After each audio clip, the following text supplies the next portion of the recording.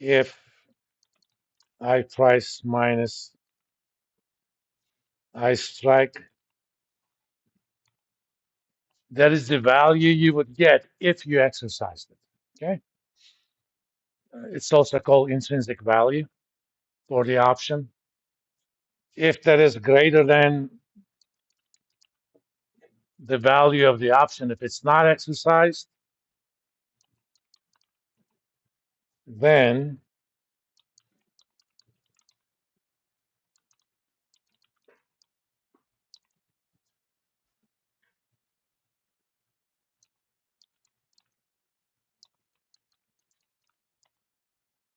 not O strike. This is the reason I do these capitalizations. Otherwise,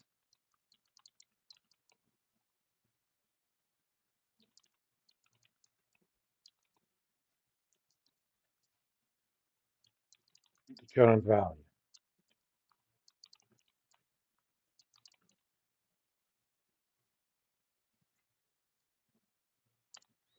You can think of this routine as I outsource the job of deciding once I calculate the value of the option. If I don't exercise, I outsource the job of deciding whether or not it is optimal to exercise if it's an American option. So I hire some guy from India. He's my programmer. He wrote me that BS exercise. From now on, I don't have to know anything.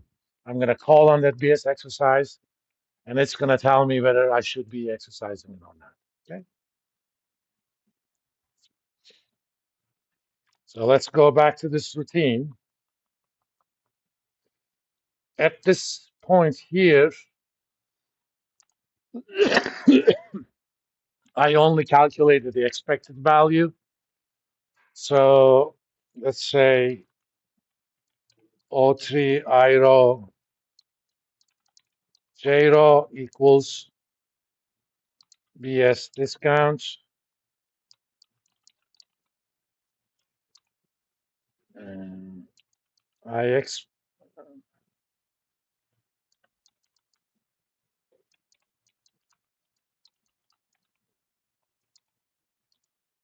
and my IDISC.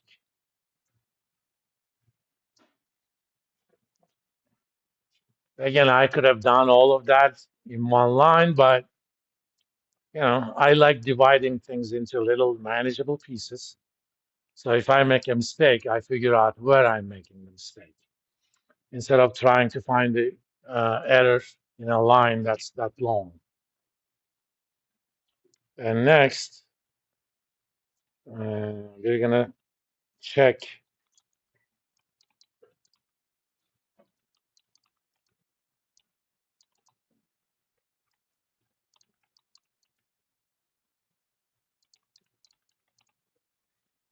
what's my little function, what's the current value if it's not exercised, whatever the value we calculated just over there. Second argument is what the price is. That's comes from the P tree. And third argument is strike. And last argument is I Yankee.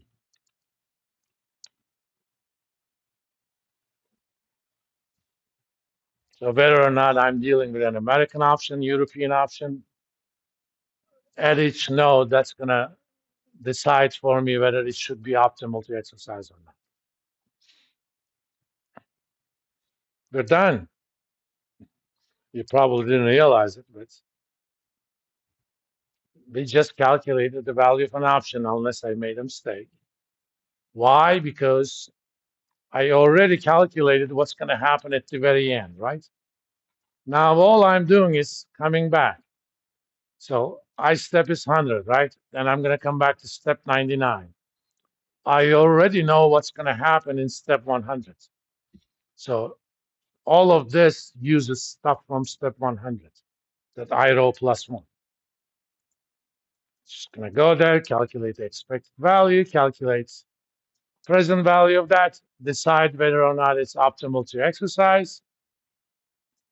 Once it's done, it's gonna go back up. Now that's gonna come back to 98. But 98 is gonna keep using stuff from 99. When you're done, when it's done, it's gonna come back down to 0.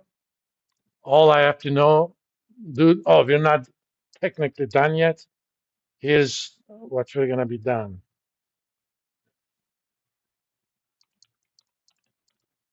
BS call equals 0300. That's it. That's the price of the option. Using those loops creatively and using those matrices to store three values.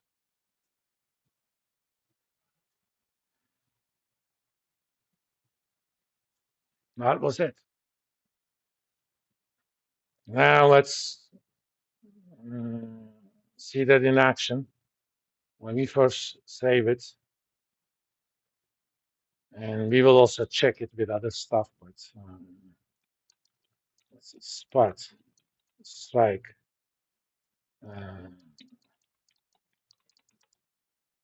interest rate,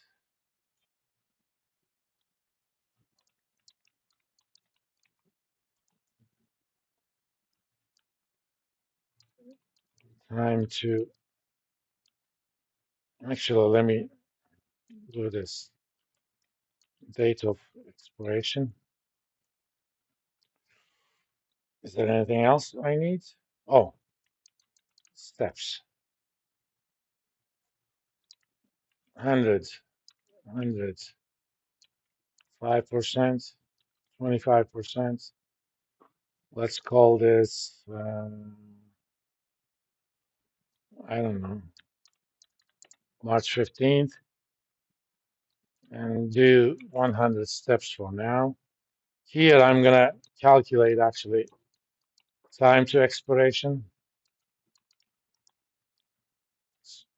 We use time as number of years.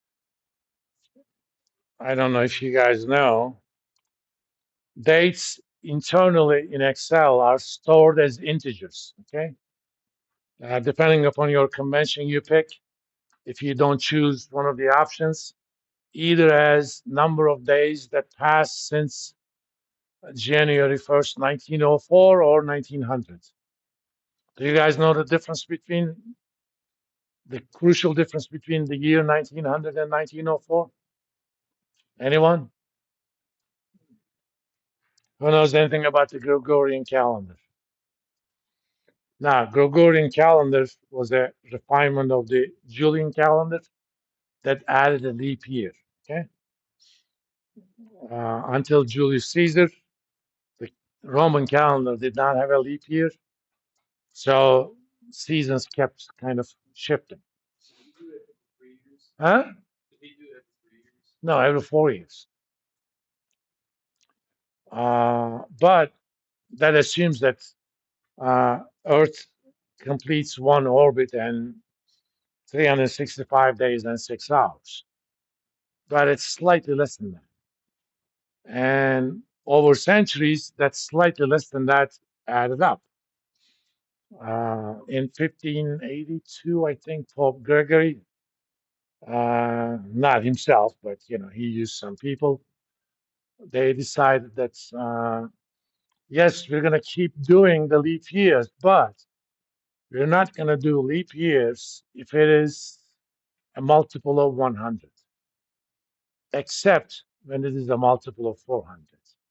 So there is no January 29th, 1900, but there was a January 29th, oh, not January, February. There was the February 29th on 2000, and there will not be on 2100. Back before 2000, when computers' memories were limited, they kept storing years as 2 digits, and it mattered a lot whether the beginning time was 1900 or 1904. Because 1904 had a leap year, 1900 didn't. In fact, under Excel, if you go to File, yes, I know. File, Options, come on. Why can't I see options here?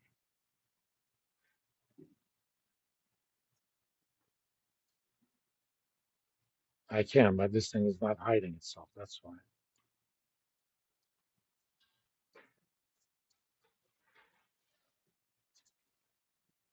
More options, advanced. One of the options here is use 1904 date system. By default, Excel now uses number of days that passed since January 1, 1900. But you can switch. I don't, doesn't matter. Which means if I say that minus today, that actually gives me exactly the number of days between the expiration date and today. And I'm going to divide that by 365. Make that into a regular number. Or if you want to include the hours as well, instead of today, you can say now. Right? And if you want to be too technical, you know exactly when it's going to expire on that day, time-wise, but you're not going to worry about that. So for now, I'm just going to put today.